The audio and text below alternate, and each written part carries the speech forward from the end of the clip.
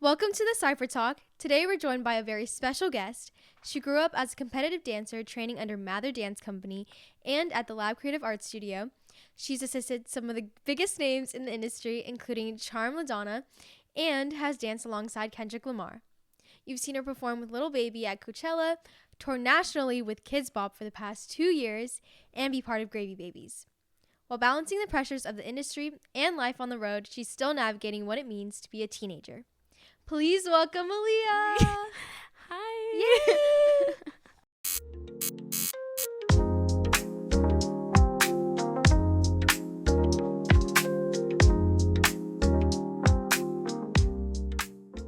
Hi everyone, welcome back to the Cypher Talk. I'm Cindy May and Devin is actually not here today. He's in the Philippines, so it's just going to be me today.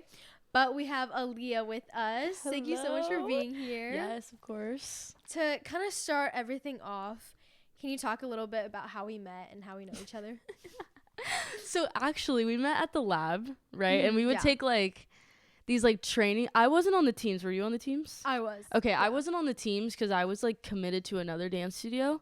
But we would just be in these open classes together, and we just I don't know, just became friends. And then we also after we met each other there, we would see each other in LA, taking Guy Groove or Yeah. taking Kelly Sweeney It or was Phil always Wright or those something. two. Mhm. Yeah, and then what else? We went to Chaos together. Yeah. That was that picture's so funny. I know exactly what picture you're talking about too. But yeah, that's how we kind of just met from the lab. Then we just started seeing each other everywhere. Yeah. So Yeah. We actually weren't that close of friends when we were on the lab together. Mm-mm. We knew of each other. Just because you weren't on the team as long as I was. yeah, because I was just in and out. On and yeah. And then I think LA classes definitely we would see each other a lot more. And then I would say Chaos we got closer, and then when you joined Gravy, which is still pretty recent, Yep. but we got really close. Yeah, that's when we really started being friends. Yeah. Because we weren't friends before. No, I'm just kidding. We hate each other. How did you start dancing? What's your dance journey? How did I start dancing? Okay, so I was just this crazy kid around the house. I feel that's what everyone says. Yeah, I was dancing, singing around the house, but literally it was insane. I would be freestyling in the living room, and I think my parents were just okay, we got to put her into dance. I started dance when I was 4 at CF Dance Academy. It is now closed, but because of COVID. Yeah. But it was in downtown Fullerton, which is literally 5 minutes from my house. Yeah. I started taking classes there, and when I was 5, I auditioned for the competition team. And now this was the main competition team, and I got on when I was 5. So I was dancing with 18-year-olds, 20-year-olds, and I was the youngest one there. Wow. That's when I really started my love for dance, and I was taking every style possible, hip hop, contemporary, everything. And yeah, I was just taking a bunch of classes there, and I had team rehearsals every weekend. We would do competitions. So you joined Mather later? I joined Mather. I started training at Mather while I was still at my old dance studio, and I was I gotta choose one. And I, in the end, did choose Mather, and that was in 2021. Okay. So that's when I made my studio transition, and I was at the same studio from the age of 5 that's a long time. to 12. So yeah, that's when I made that transition. When did dance start really feeling serious for you? Honestly, when I started to feel I was good. When I low-key was just dang, I kind of ate that up. You know what I mean? When I would start getting center in my dances. But especially when I booked my first dance job, it was really I could do this as a living. Yeah. I feel I was told a lot, you're not going to book as a kid. You're not going to book till you're 18. You can't book till you're 18. Right. This age, you can't book anything. And I feel that's what I was told by a lot of people. And the fact that I was able to dance behind an artist was kind of crazy. My first dance job was Kendrick at Day in Vegas. And before that, I was doing other little jobs, but they weren't dance related. It was little all the stuff that little kids do. Typical stuff. And that was my first time really dancing behind an artist, and that was what really made me realize dang, I could do this. And seeing all the other adults doing it too, was kind of crazy. So yeah. Wow. Kendrick being your first is crazy. I know.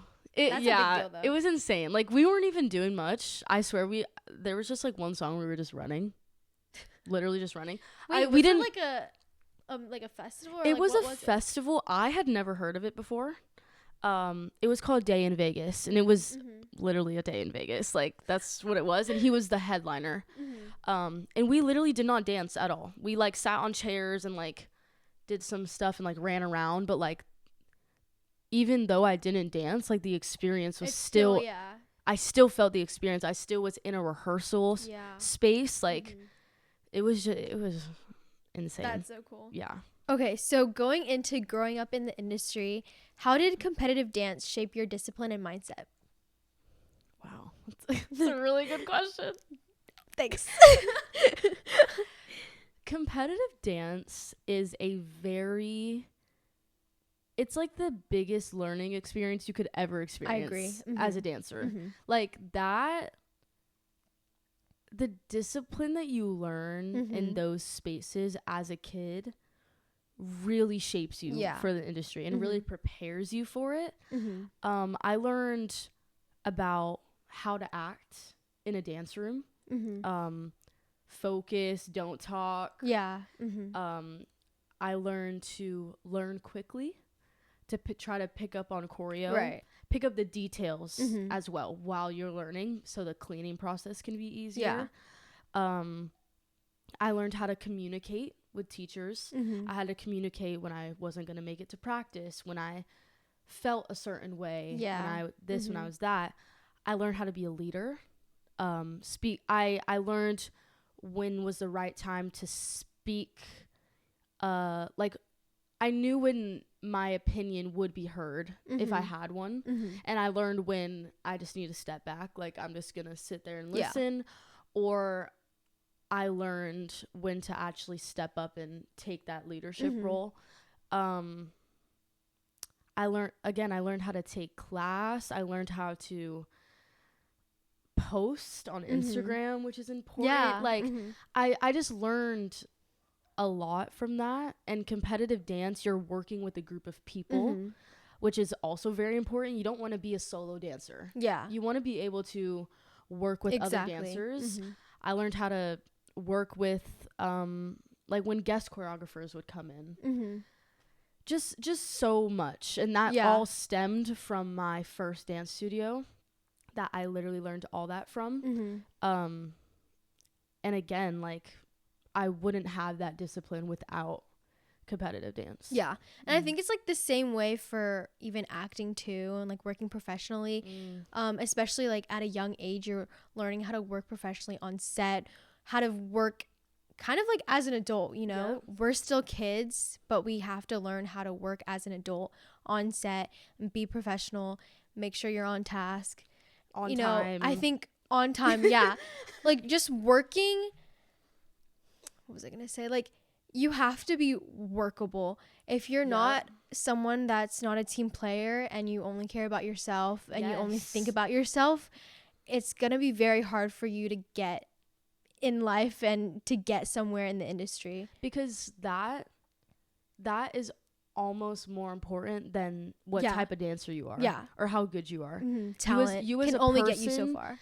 Exactly. Talent can only get you so far. And like, how you act in a room and how you present yourself and just being nice and just being easy to work with can get you a lot more jobs than your dancing ability. That's like, so true. You got to be able to hit a two-step, but like you also need to be workable. And, you know, we've all been on those jobs where there's that one person or that one kid and you're just like, what are you doing? Like, just like, figure it out, you know? Like, there's always that one person. You never want to be that person. You know? Never. So, never. Plus, like, also, you never know when your next job is going to be. This could be your last job. So you want to make sure that you, like, give yourself a good image so that you can be hired again. Sometimes directors end up being like, I like this kid and I want you to, like, do this job. And you never know who's in the room. Exactly, You never know. Like, sometimes I walk into jobs and these people could be, like, the biggest people and I have no clue who they are. Yeah.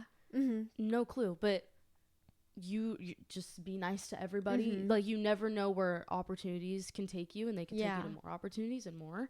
Like, when I did Kendrick, I didn't know much about him. Yeah. Like, all I knew was the song, like, be humble, sit down. Like, I didn't know, like, he was this, like, big artist. Yeah. So, like, that was kind of me going into it, like, oh, what is this? Like, I didn't really know what was happening. And the same thing with, like, Charm. Like, I didn't know who she was. I didn't know if she was a big choreographer. Yeah. I didn't know if this was her first job. I didn't know. Like, I literally knew nothing about her. And me just going in there ready to work no matter who was in the room, led me to greater things. Yes. That's so important. Yeah. You might have talked a little bit about this earlier, but did you always imagine yourself dancing professionally?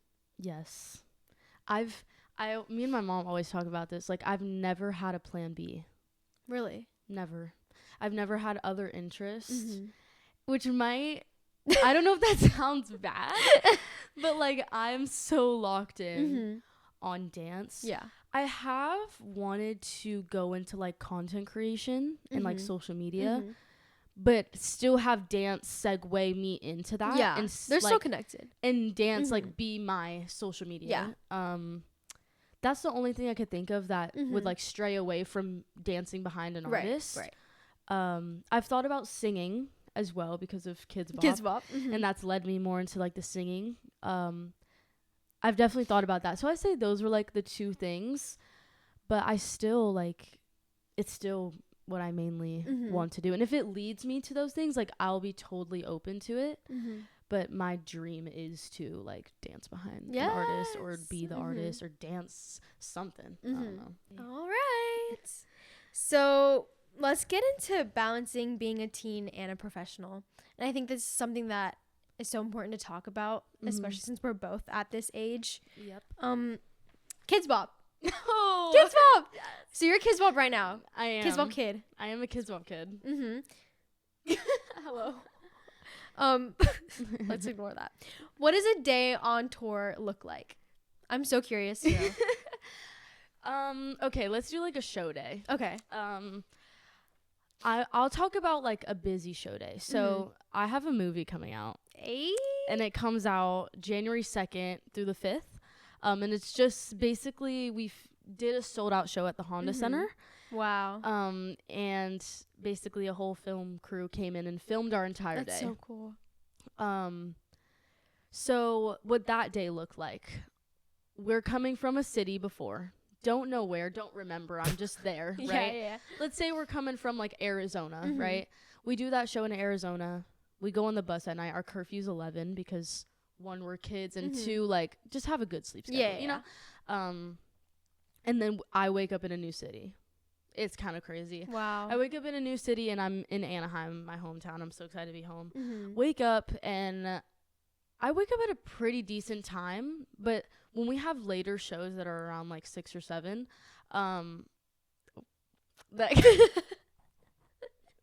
anyways, wake up and I go into the venue, and, you know, I have my suitcase in my backpack. I'm going to get some breakfast with the catering. The catering's usually pretty good, and it's, like, free food, so like free. I'm gonna take it. Yeah. So I get breakfast, I eat.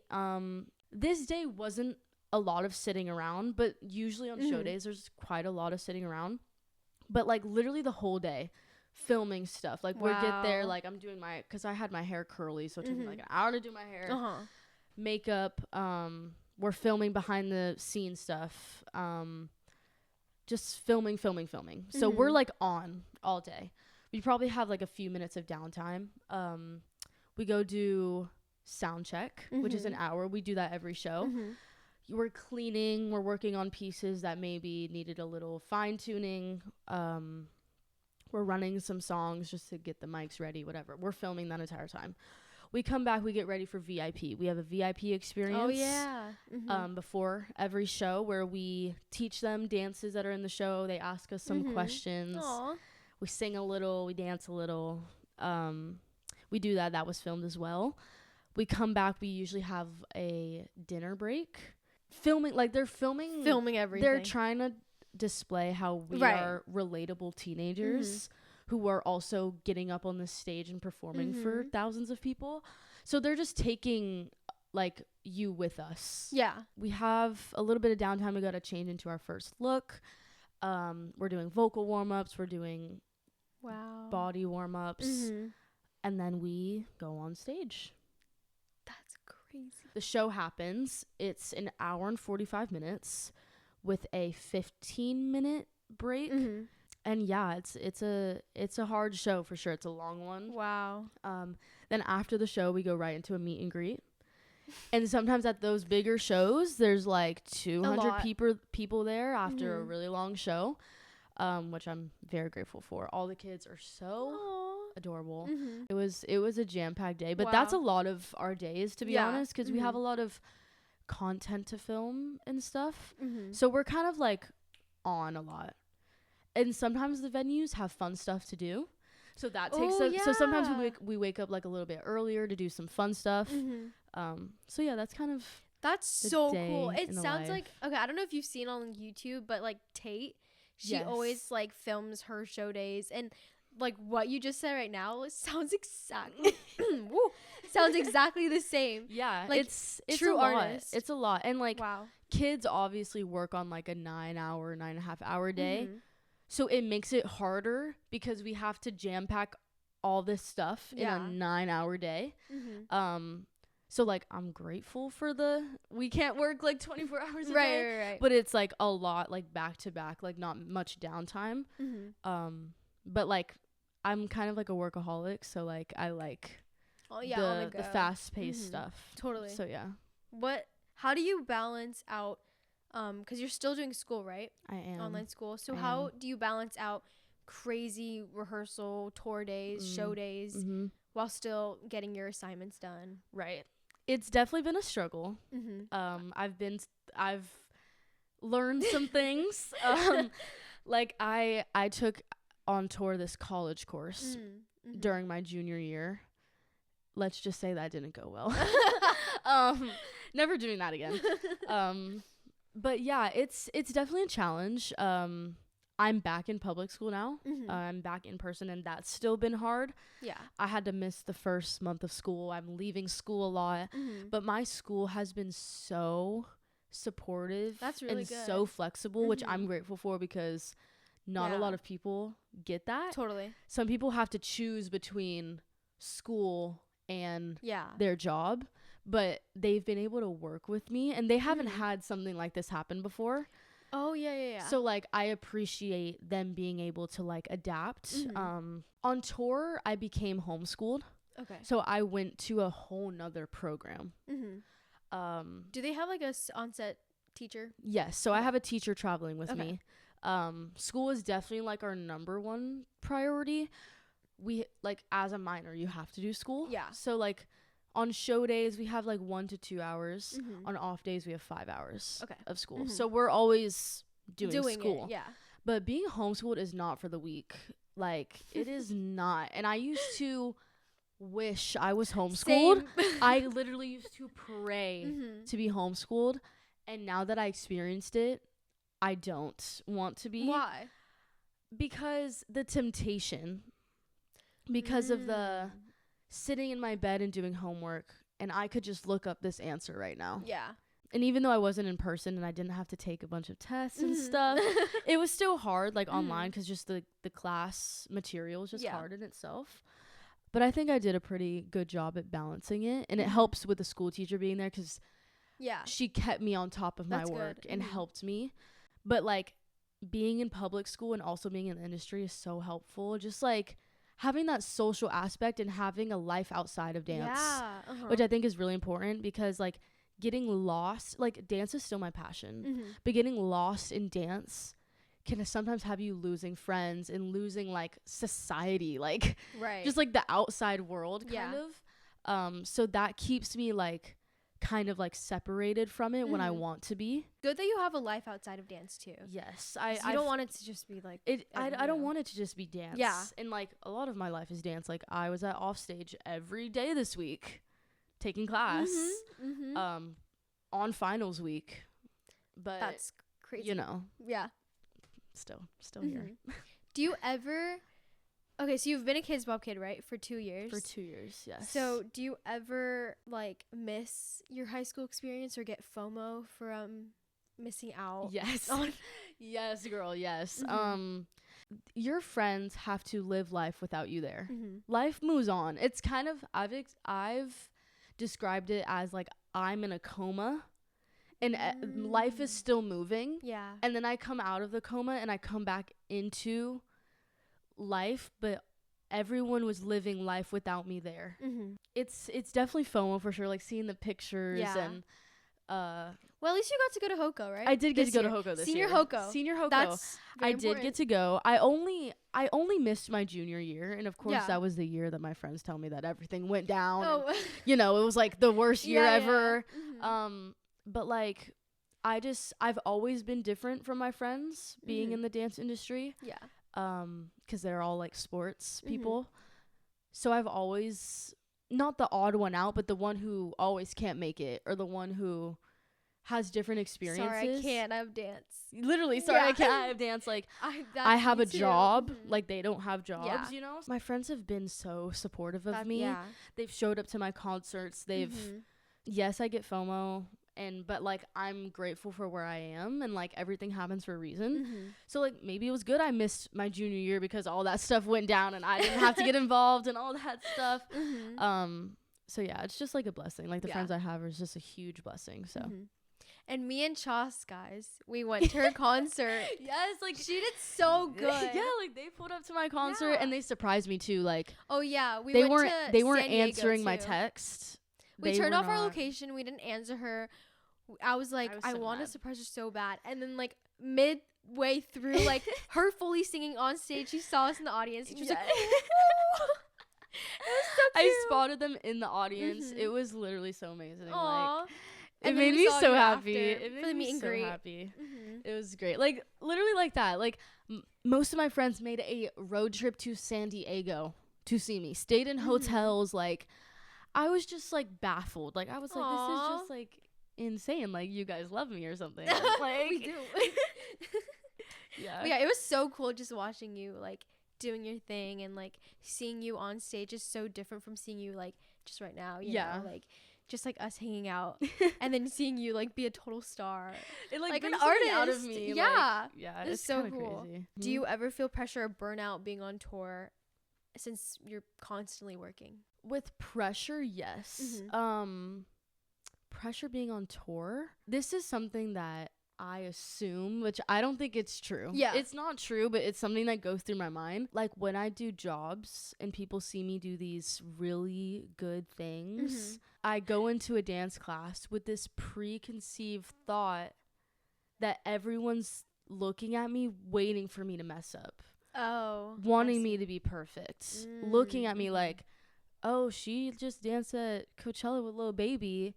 And then I go into this class feeling like people expect me to be really good, which is not true, because like, yeah, people are worrying about themselves. It's all in my head. People are worrying about themselves in class. Yeah. But that's something that I feel, and that's the pressure that I feel, the pressure to always be good, the pressure to be consistent. Yeah. Even professionals mess up. Even professionals like, no one's mess up. perfect. You can be the most talented dancer ever, and you might not get the choreo, and that's fine. Exactly. And that's the pressure that I think I felt, and also like being on tour. Right.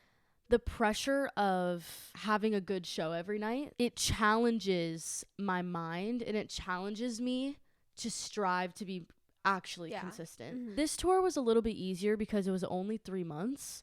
But how long was the other one? The 2024 tour was 5. Okay. I was in rehearsals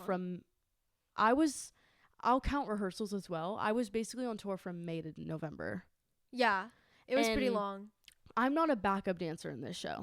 Like, I am the the artist. I am. Take whatever happened that day, or take my feelings out the window and put on a show for these fans. This could be their first concert. They could be the biggest fans of Kidz Bop, and I just want to give them the best show. It's like, it feels like a math equation. Like, I have to have the pacing, the consistency, all that, and like put it together. It could get to me for sure. This is training you so well, though. And it preparing is. you for you know, like, you're about to turn 18 soon.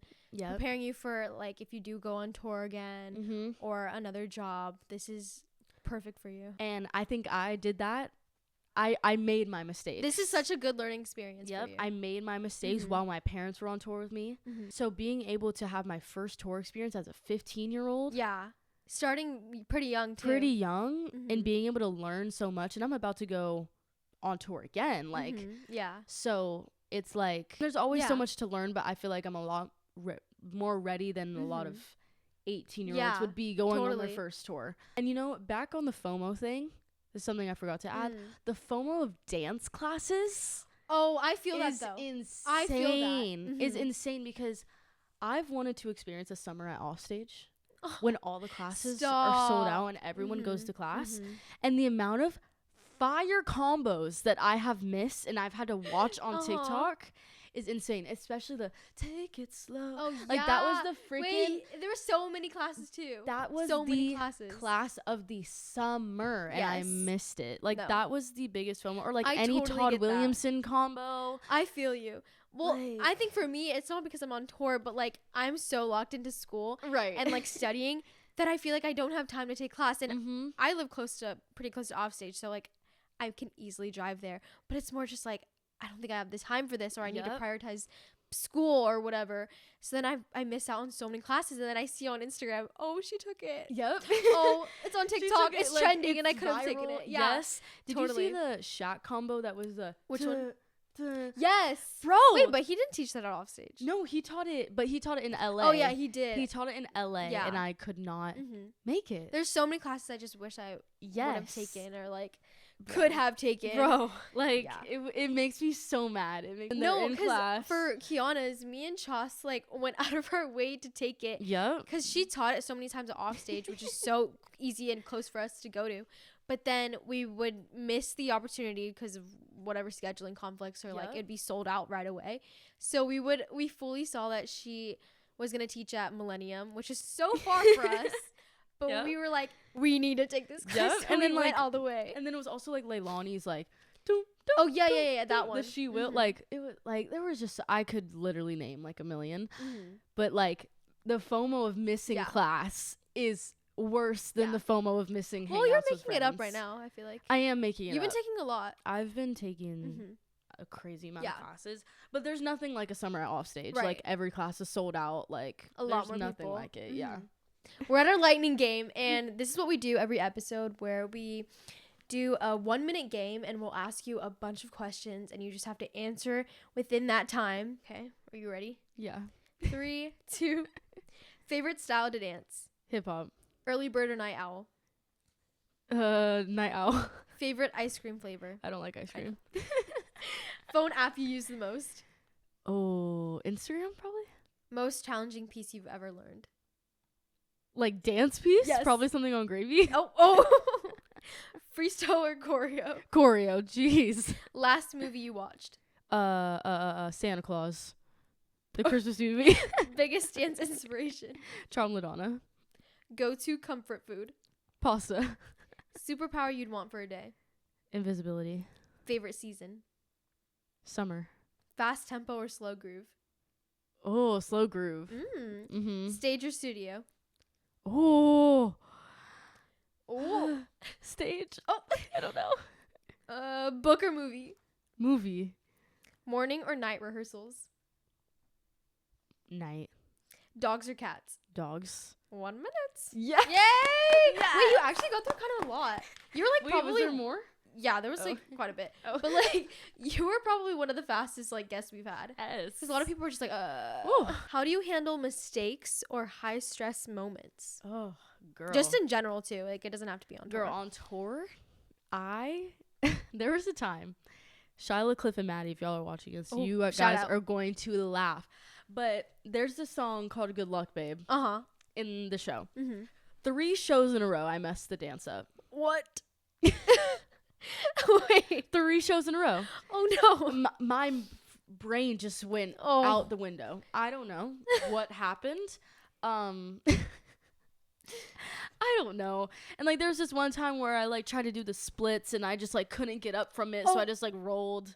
And like there'll be times when like me and Shyla like miss a high five and we'll literally just be laughing on stage when we're supposed to be singing. Like it's so funny. I kind of just like, I don't know if I should be harder on myself about them, but like I kind of just like laugh it off. And I'm just like, it happens. It does. It happens. Just like, just don't let it happen again. Like, but like I also am the artist, so like it's easier to cover it up. That's true. When it comes to class, I used to beat myself over mistakes. I've grown as a dancer. Like the camera doesn't scare me as much, and groups don't scare me as much. So I don't mess up as much when groups start. Like we all mess up, but like I've been more consistent with learning the choreo and having it down. I don't like beat myself up over it. Like I'm just like, oh, like I messed up. Like let me just fix that part. Yeah. And the next time I go out in groups, like I won't mess that part up again. But it's class. Yeah, like, it's just class. It is the space to mess up. Totally. So like I think also with like the time we live in now, people are so focused on, I need to get this perfect video. I need to get this to post on my TikTok for my Instagram. Yeah. But like honestly, like at the end of the day, this is just class. It is, and this is just like a time for you to learn, and like it's okay to mess up. And I think I've thought about this like when taking classes too. Sometimes I'm so stuck on like, wait, this does not look good. Right. I want to post this, but I messed up. This is the time for me to still learn. I used to take class for the video. Yeah. I especially like in LA. In LA, I used to take class for the video, for real. When the video would not come out how I liked it would be like, I would just be so sad. Yeah. Right? But like now, and like I used to stand in the back corner of class. I used to stand in the back. And what encouraged me to go to the front was, one, just getting better at dance, but two, getting the video. Yeah. I've now looked at videos more as like, I want to see what I look like. And one, be like, wow, I did really good in that. Or be like, oh, I could have done better with this. So that's now how I look at videos. I analyze my videos like a hawk. Me too. Like when I get those videos back from offstage as I'm driving home from the class, like I am watching it a million times trying to find something wrong about it. The times that you aren't on tour, you're at Gravy, right? I am. So how do you like being on a competitive team? It's hard work. It's a lot for sure. And I've been on competitive teams my whole life. And I think having a break from it was nice. But hip hop teams are a lot different than like studio competitions. So I do enjoy the hip hop teams more. I've only been to 2 practices so far and it's already been crazy. So yeah. Well, at least like you're not new to the team. I'm not. I'm not. So it's been so off and on. Yeah. Like you already know some of the people. Yeah, I already know some of the people. I know the vibes. I know what's going on. It's just like it's just like hard to commit to something when like I'm already committed to something else. Yeah. But I enjoy the people on Gravy and I enjoy, David and Mercy. So and I love offstage. Oh. Are there any things that being on a team gives you that the industry doesn't? Oh. Friendly competition. How so? I don't feel like people, at least on Gravy, are like out to get me or like trying to take my spot. Just like a little bit more like supportiveness in a way. The industry can be really scary, and I think people are there to like get what they want and do the jobs that they want and get to the top. Especially people who aren't from LA and are moving and have to make a living. Yeah. Like it's just about them and themselves. Like they're there to so I feel like the industry is not as friendly. Competition, like it's more of like a team, like it's more the community aspect. The community the community aspect. And not all teams are like that. Yeah. But Gravy is definitely like one of those gems in that way. I think so too. Yeah. Let's get into like reflection and advice. What has dance taught you about yourself? Wow. What has dance taught me about myself? Dang, that's deep. It's almost like reflected my life habits. The things that I do in dance like reflect how I act outside of dance. Like there are some styles where I get really timid or that I'm not confident in, or that I get nervous about doing, or I don't put my all into it. Yeah. And that could happen the same in like normal life. Like I get timid, or I get nervous, or I get shy about certain things, or like it just like reflects my personality. Or like when I feel really confident, like I really like give my facials, or I really like I step to the front, like I know I ate that. And like that reflects the same thing like in life.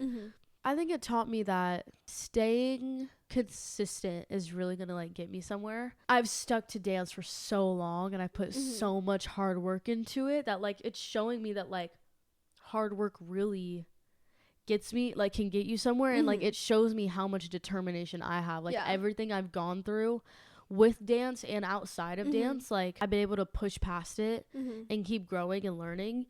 And like I still haven't lost my passion for dance even after everything. I've never been asked that question before, so like I know it was a hard question. It's weird to think about. Like that's a lot of reflecting. Yeah, that was a good answer though. It was a good answer. Like I'm strong. Like I've been through it, and like I'm still here. I'm still striving. Like still passionate about dance. I'm still trying to make it my dream and my job. So yeah, that's one thing. I would have to think about that more now. Yeah. I'll get back to you. What advice would you give to younger dancers chasing that path, or this path? This is like one of those things that like you hear me say in like every interview. But don't let the success of others bring you down. I feel like we see success from other people, and then we get into this place where like, wow, they're doing amazing. Why aren't I there? But like we're right where we're supposed to be. And you're going to do exactly what you want to do. And you're going to have your own path on how you're going to get there. But let those people inspire you and not bring you down. Yeah. Let it allow you to want to be better, to want to get to their level. But do it on your own terms. Do it like for you. Because we could let the success of others like make us think that we're not good enough, or that we're never going to make it to that point in life. But that's just like not true. Yeah. It's not true, and we all have our own paths and everything. And use it as motivation. Don't envy people. Like just like be happy for them and be inspired by them, and then like run with it. Like take it and run with it and do your thing, because like there's only like great things coming. So I'm so stuffy. I'm like, oh my god. Anyways, to close out, is there anything else you want to say to our listeners? Well, I want to thank you for bringing me on this podcast. Of course. I love Sydney so much. We've been wanting to have you on the podcast for a while now. Yeah, it's been you asked us a long time ago. It's been in the making, but we're here now, so that's all that matters. Yeah. But yeah, Sydney's amazing. You guys should tune into her podcast. She works Devin's podcast. Her and Devin's podcast. They work so hard, and they're just off to great things. You could follow me on Instagram at Aleah Crew. You can follow me on TikTok, Aleah Aaron Crew. The Aaron is spelled ARYN. I know, kind of weird. Hope you guys learned something today. Yay! No, this was a good episode. This went really well. Thank you guys for listening to this episode. We hope that you enjoyed it. Thank you so much, Aleah, for again being on here. It means so much to us. Be sure to subscribe to our YouTube and follow our Spotify if you haven't already, as well as our Instagram, and catch our next episode. Bye. Bye.